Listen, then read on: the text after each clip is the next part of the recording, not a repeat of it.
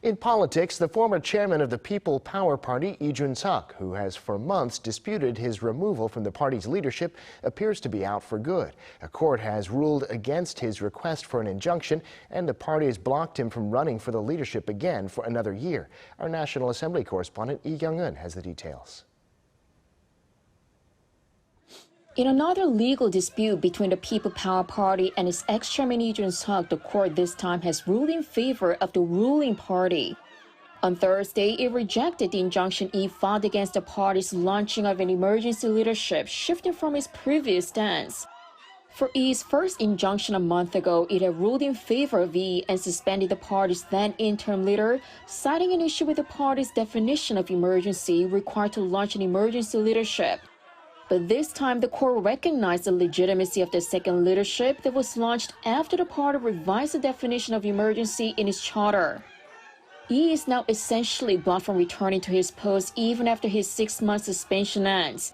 Taking to social media, he said he will continue the lonely fight. Perhaps making the fight even more difficult, the People Power Party's Ethics Committee decided to give Lee an additional 1-year suspension on top of his suspension over sexual bribery allegations.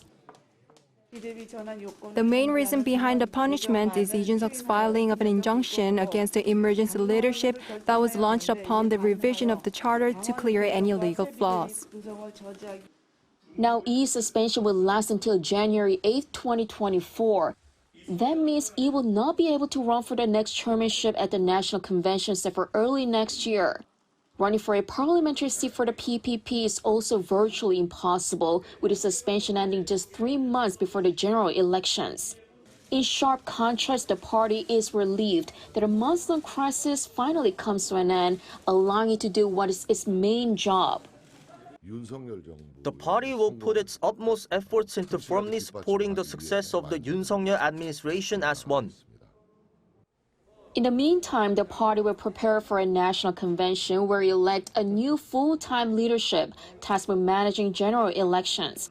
The ruling party will seek to take back the majority in parliament from the Democratic Party so that it can effectively push through the government's policies for the rest of President Yoon's term.